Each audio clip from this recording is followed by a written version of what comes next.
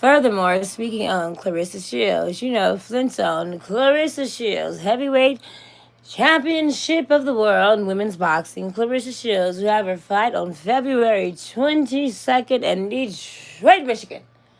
Clarissa Shields, you're an athlete, honey. You've been an athlete since you were boxing at 11, went to the Olympics at 16, twice, won all the medals, continued to box.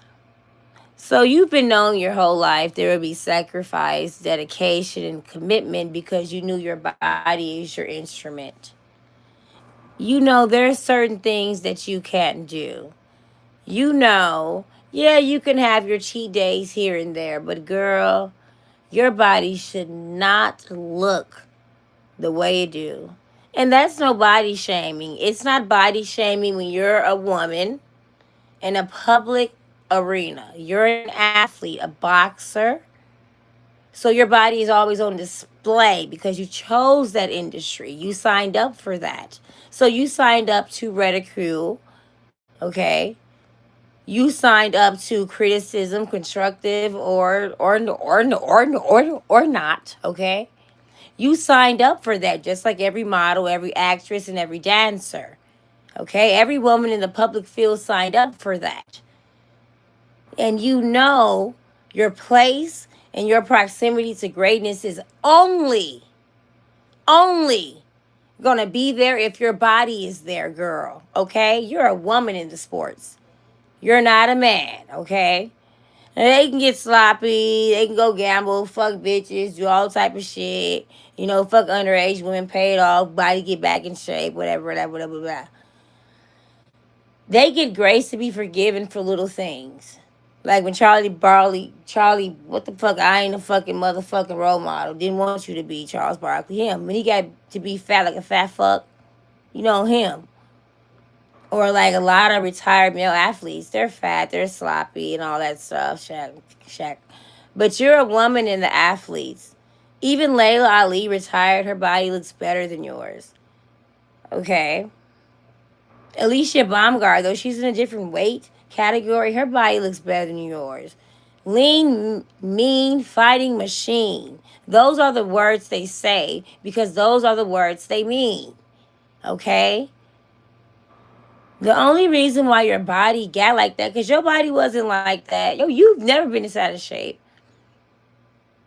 And it's not because of stress or what you're going through, because you come from Flint, Michigan, girl. You made it out the motherfucking trenches.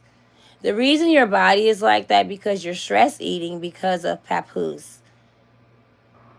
The fact that he don't tell you the truth and let you eat like that when you was taking them like shots of that wheatgrass or something. And there's been times he been watching you eat, like when you was in Michigan last week and got your like Hall of Fame thing. Oh, this is how people with like money eat. And you're just eating. I didn't see him eat. So I'm thinking he's trying to get you fat to get you off your square, knock you off your rocker type shit. Because he's an opportunist, so you don't know. You got to be very discerning.